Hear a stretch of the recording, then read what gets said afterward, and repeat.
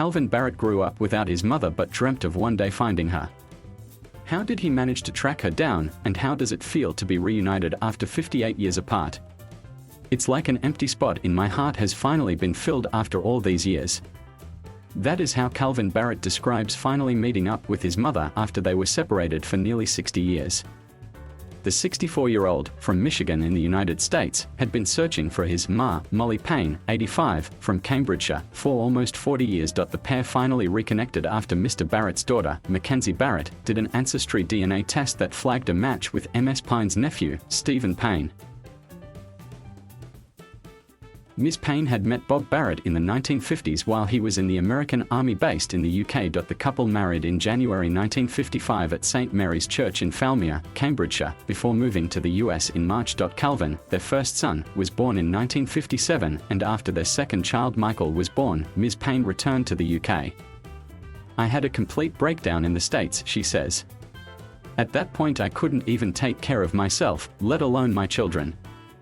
My brother sent me a ticket to go home and I went with every intention of going back to my children, but that didn't happen.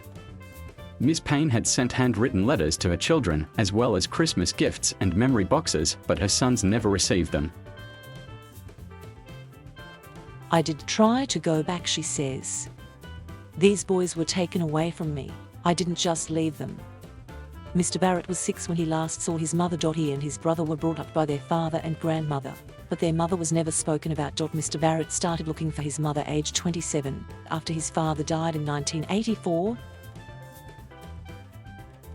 It was an obsession with wanting to find her because I missed her, he says. It's been hard to deal without her.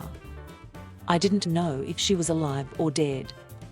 In April, Mr. Barrett finally got the news he had been waiting almost 40 years for when his daughter told him she had found his mother. It was amazing, he says.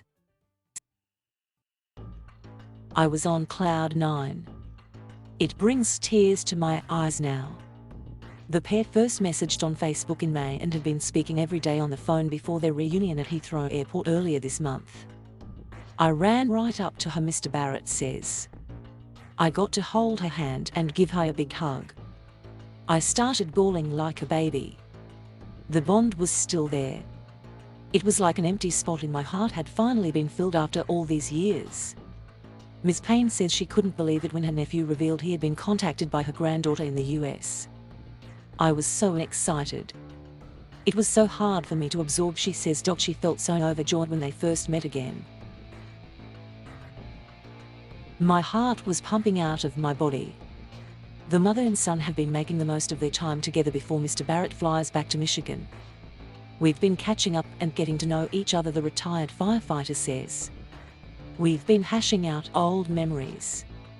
It's just been unreal. I still have a hard time believing this is true.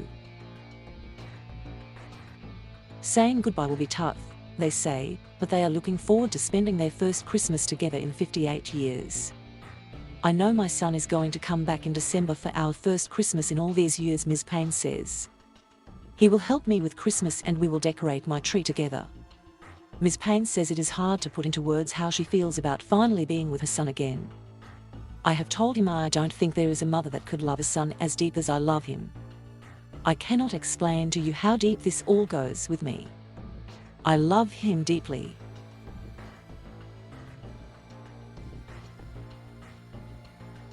Thank you for watching. Please subscribe.